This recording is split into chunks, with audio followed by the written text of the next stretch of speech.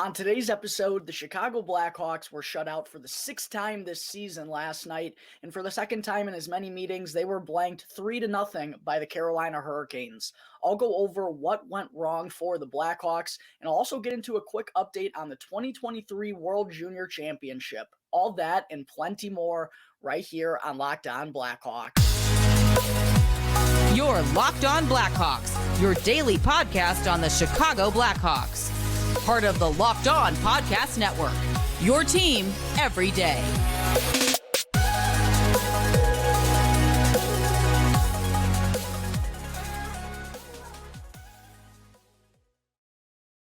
Welcome to the Locked On Blackhawks podcast. Today is Wednesday, December 28th. I'm your host, Jack Bushman. You can find me out on Twitter at JackBushman2, or you can also go and check out my Strictly Blackhawks account at Talkin' Hockey for all the latest Blackhawks news and updates. And real quick, if you're listening to the audio version of today's episode and you like what you're hearing, then please make sure to go and show some support first by following the podcast. You can also go and leave me a review if you want to as well. And the best part about it all is that it's 100% for free wherever you may be listening to your podcasts. And if you're not already watching the video version of today's episode, then what are you doing? You definitely got to be sure to go and check out Locked On Blackhawks on YouTube, because every episode moving forward, folks, throughout the rest of this crummy regular season is going to have a video uploaded to YouTube as well. So if you haven't done so already, please go and do me a huge favor. Go and subscribe to Locked On Blackhawks on YouTube. It's also 100% for free. It only takes 2 seconds to click that button, and it really does help me out more than all of you know.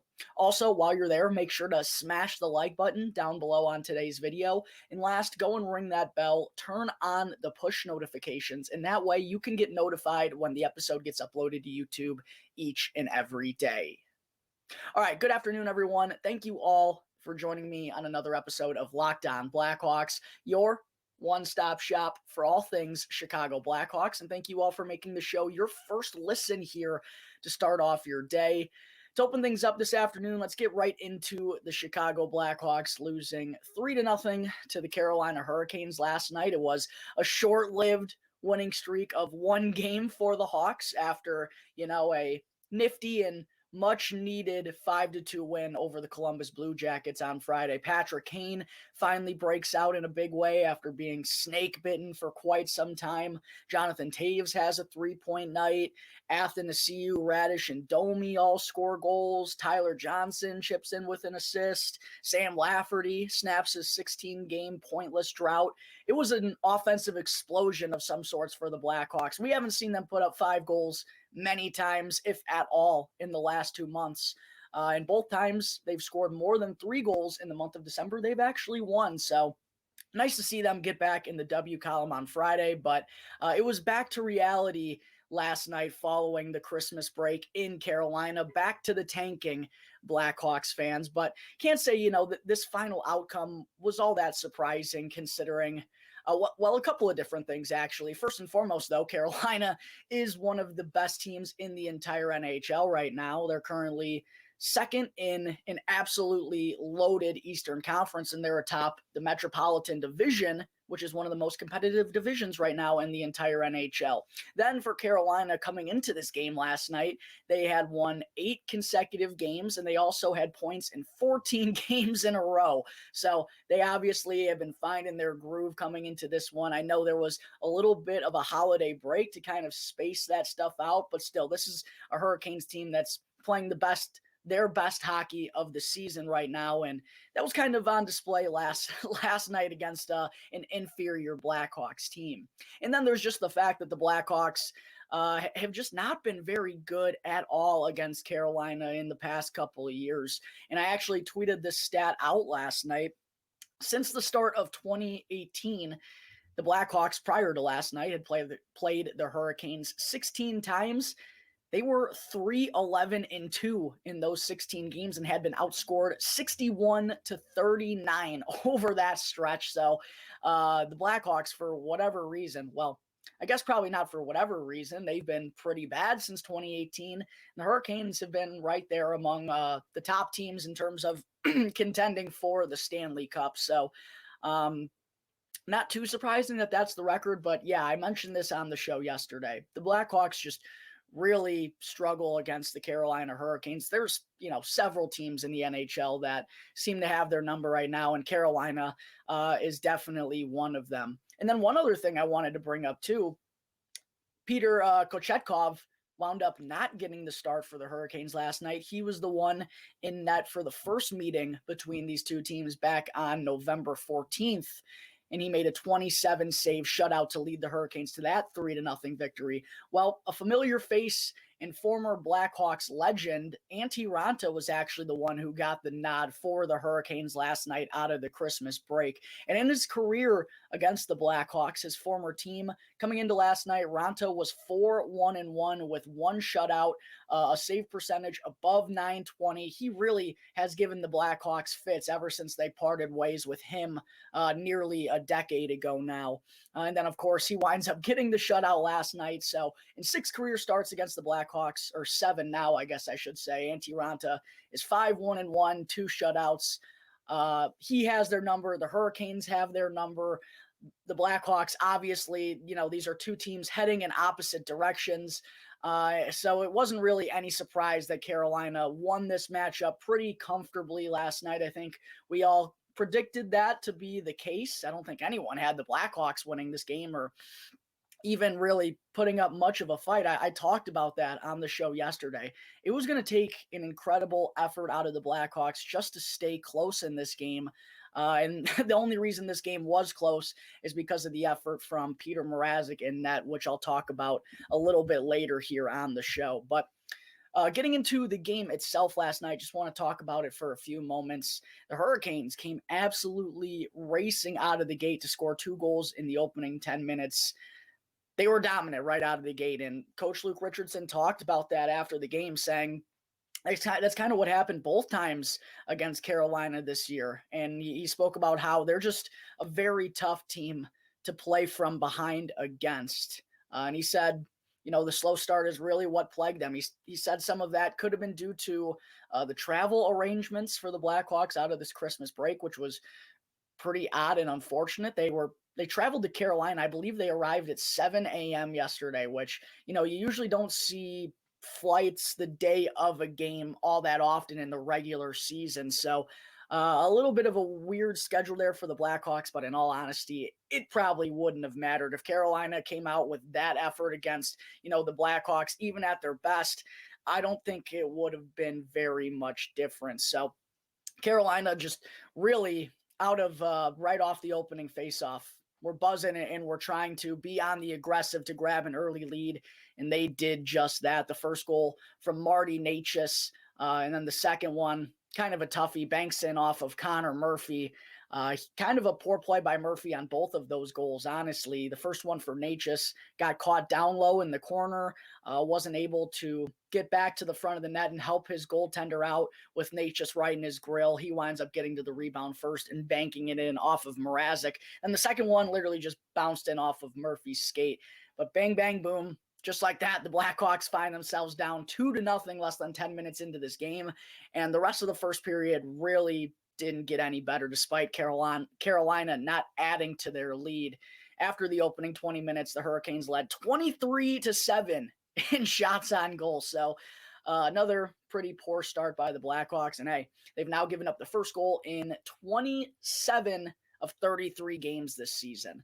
I will say, though, second period was definitely when the Blackhawks played their best. I thought they did actually a really solid job of slowing the game up because Carolina was just flying up and down the ice in that first period, rattling off scoring chances and shots on goal on Petr Mrazek. The Blackhawks dulled the game down, slowed it down, which is what they need to do when they're versing a team with the speed like Carolina. They got to find ways to slow down the pace. Now, part of that was they had 3-man advantages early on in that period, but I thought they did their best work actually in the latter 5 to 10 minutes of that period after those power plays had already happened. Sadly, the Hawks, they missed out on an opportunity to take advantage and get on the board and get themselves kind of back in this game with those power plays. But the second period, all in all, was pretty good in my opinion. They actually led 10-7 in shots on goal in the middle frame. The only problem, as I said, was they didn't capitalize on any of their 3 power plays. They wound up doing nothing on them. So all of their hard work to, try and get that next goal and cut the deficit in half was all for naught, sadly, because early on in the third period, it was right back to looking like it did in the first. Jordan Martinook, just 4 or 5 minutes in, goes on to add an insurance goal. Really poor, kind of unfortunate turnover, I will say, by Isaac Phillips. Carolina dumps the puck in. It's ringing around the boards, and Phillips has his stick down, and literally the puck hits off his stick and just bounces right to the center, right to the slot, I should say. And Martinook was the one who jumped down the loose puck to add that insurance goal. But yeah, tough little break there for Isaac Phillips. He was actually on the ice for all 3 Hurricanes goals last night, and I thought it was probably out of the 3 games that he's played up in the NHL this year, this one was probably his worst. But to be fair, it was also a really tough night for his defensive partner in Connor Murphy. I already mentioned he had a couple of blunders that led to the opening 2 goals for the Carolina Hurricanes. So the Blackhawks, offensively, though, I could talk about the defensive issues, but offensively, they just really had nothing going on all night long. They never had any consistent pressure or didn't really challenge former Hawk Antti Raanta all that much. At 5-on-5, I believe the Blackhawks finished with only 5 high-danger scoring chances last night, which is just not nearly enough to get the job done against this Carolina Hurricanes team. They wind up getting shut out for the second time this year by the Hurricanes. Second time they lost 3-0, and they get shut out for the 6th time overall this season in their opening 33 games. All right, there's my quick recap of the Hawks' 3-0 loss to Carolina last night.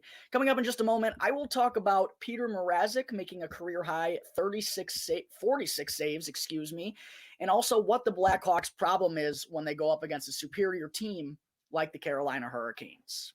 But first, I need to talk to you all about BetOnline. BetOnline.net is your #1 source for all pro and college sports betting needs this season. You can find all of the latest developments, game scores, matchups, news, and even podcasts on whatever game you want to place a wager on. BetOnline is also your continued source for all sports wagering information, including live betting, esports, and live game scores. And I personally love it because, well, first, it's both the fastest and the easiest way to place a wager, and they also have absolutely everything you could want to bet on, from the NHL, the NBA, college basketball, college football bowl season. They have the UFC, all MMA. They have boxing, and they even have golf. They really do have everything. So head on over to the website today, or you could also just use your mobile device to learn more about all of the trends in action. Bet Online, where the game starts. All right, we're back here on the Locked On Blackhawks podcast, segment 2. Before I continue, go ahead and get a little swig of coffee here.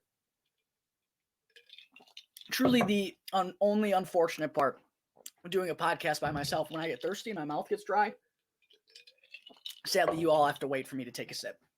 Apologies, but segment 2, I definitely got to talk for a moment about and just got to show courtesy for the performance from Petr Mrazek last night. I really did feel bad for Petr Mrazek. It was slapshot regatta out there.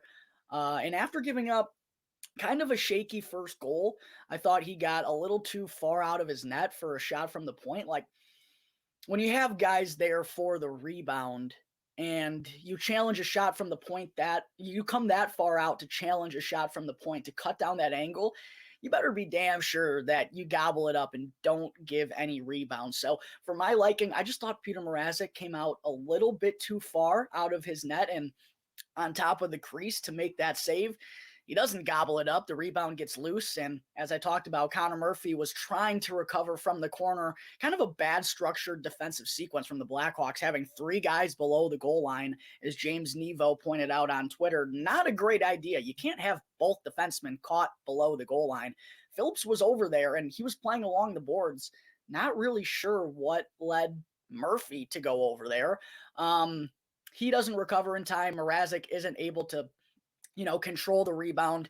Nate just winds up getting on it first and banking it in off of Mrazek to score the opening goal of the game. But other than that, I thought Mrazek was nothing short of tremendous, and I thought he handled the kitchen sink that Carolina threw his way rather well. And as the game went on, I thought, his rebound control got better and better. I was really impressed with his glove last night too, because at times this year, it feels like that's where opposing teams are really trying to pick on Petr Mrazek, is either maybe not even over the glove, but over either shoulders. It feels like that's kind of where he's allowed a lot of weaker goals this year, quote unquote. But I was really pleased with his glove hand last night, some lightning fast reflexes to make several big time saves. And I thought he was just also very poised and calm. His demeanor looked very good. Like if you just watched Petr Mrazek and his body language and his positioning in net, I thought, you wouldn't have been able to tell that he faced 49 shots on goal last night. I thought he was very calm, very poised, and he made it look kind of easy out there. And it was obviously not very easy with the way that the Carolina Hurricanes were pressuring him and the amount of saves that he had to make. But Mrazek looked really good last night. He handled it about as well as anyone could. So credit to him for making a career high 46 saves last night, despite that coming in a 3-0 loss to the Hurricanes. Sad that, the Blackhawks waste an effort like that out of their goaltender on yet another offensive stinker. But with Mrazek playing that well, I did want to mention that it has me wondering if Luke Richardson is going to go back to him in their next game tomorrow against the St. Louis Blues. We'll have to definitely keep an eye on that in the morning skate tomorrow. One other thing I definitely wanted to be sure to talk about today, folks, is, in my opinion at least, excuse me, in my opinion, why the Chicago Blackhawks struggle against some of the best teams in the entire NHL. And as I've already talked about twice this year, they've been shut out 3-0 to the Carolina Hurricanes. And when going up, against a team that has so much speed, particularly with their forwards and the way they're able to get on you in a hurry, and also with the responsible, sturdy defensive game that they play. I mean, they have so many good defensemen. Brett Pesce is one of the hidden gems in the entire NHL, and so is Jacob Slavin. I think Brady Shea's been really good for them too. This is a really sound defensive bunch, and it's been that way for quite some time. And when they have that speed and that defensive style, the speed to kind of complement what the defensemen are doing and to pressure the puck handlers, the Blackhawks, for example, when they have the puck, I think there are just a couple of very obvious flaws that the Blackhawks have. One, they just don't have many guys that can stick handle or skate their way out of pressure to create both time and space for, things to open up and for things to start to generate. They don't have players like that who can buy some time to find open guys. It feels like they just don't have enough gifted offensive playmakers on this team. And when that happens, when they don't have guys who can buy that time and space, a lot of times they have to dump the puck and they have to throw it to an area play. And they're not a team that wins a lot of those battles either, especially in their top six, the guys they lean on to do a lot of the heavy lifting offensively. Like, look at the guys inside the top six. Tyler Johnson, not really ever an elite playmaker except for the first few years in his career. And he also doesn't have that much size. And Max Domi, he's kind of the opposite. He is a scrappy player who can provide that style of play, but he's not, while he does have 11 goals and that's tied for the team lead, he's undoubtedly not a top line player. He wouldn't be on the first line on any playoff contending team. He'd be more of a third or fourth liner. So that's kind of where he lacks the overall creativity when the puck's on his stick. Patrick Kane is Patrick Kane, but he's also not winning board battles. That's never been the strength of his game, is dumping the puck in and saying, hey, Patty Kane, go and get it. No, the strength of his game is finding a way to stick handle through defenders to cross the blue line and set up one of his teammates. And that hasn't really happened this year because there's just not a whole lot of offensive talent he's playing with. And then for Philip Kurashev, I love his speed. He gets outbodied every time in those board battles. And it's becoming more and more clear that he's just not a top six player. He's more of a middle six type of guy, probably a third liner, even a fourth liner on a really good team. I think he could probably progress to become a third liner on a good team, but it's still not there. My problem with Kurashev over the last couple of seasons has been the lack of consistency. He's been given a major opportunity in this Blackhawks offense, and to be fair, not very many guys are taking advantage of it, but Kurashev really has been a bit underwhelming in terms of his consistency once again, and he doesn't have much size or physicality. He gets bodied off the puck. Taylor Radish is kind of the one guy in this top six who I think has good size and speed combo and is a good forechecker, but again, only one guy isn't really going to make that much of a difference. So when the Blackhawks can't possess the puck for a long time because they don't have enough guys to generate time and space to get plays created, they have to dump the puck in. They have to go win battles along the boards or throw an area pass and hope, your guy wins a foot race or wins the battle there. And that just isn't the strength of this Blackhawks team. It feels like the strength of their game would be in transition, but they just haven't been able to generate much off of the rush, particularly in the last couple of months. But last night, the only line that looked good for the Chicago Blackhawks, the only line that did anything, was the third line of Andreas Athanasiou, Jason Dickinson, and Sam Lafferty. And to me, the reason they did so well last night is because all three of those guys, particularly Lafferty and Athanasiou, they were absolutely buzzing all over the ice, flying up and down, two of the better skaters on this Blackhawks team. And they also have some size. Athanasiou, well, it's not really the strength of his game, obviously. He does have some good size, and he actually had 3 hits last night, I might add. And then Sam Lafferty is an absolute wrecking ball out there. Led the Blackhawks with 5 hits. He loves to get physical, and that's probably the strength of his game, is the speed and winning board battles. And that's what that third line was doing in the offensive zone during their cycles, doing a good job of moving the puck, using their speed, and winning battles along the boards to generate chances. I thought those 3 guys really replicated what the Blackhawks need to try to do. And it's going to be tough because, again, those top 6 guys, that's not really their bread and butter. It's more so made for these third liners to be physical and to win those grinding battles.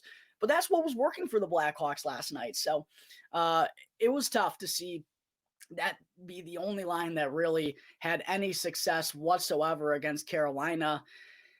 And it's just clear there's not enough elite playmaking and not enough speed and not enough size and physicality up and down this lineup. And when you go up against an elite defensive team like Carolina, who has some of the best defensive defensemen in the NHL, in addition to a very skilled and speedy forward group that can fly around out there, that's, what kind of creates a matchup nightmare for the Chicago Blackhawks. And that's why, in my opinion, both games have gone the way they have this season against the Carolina Hurricanes.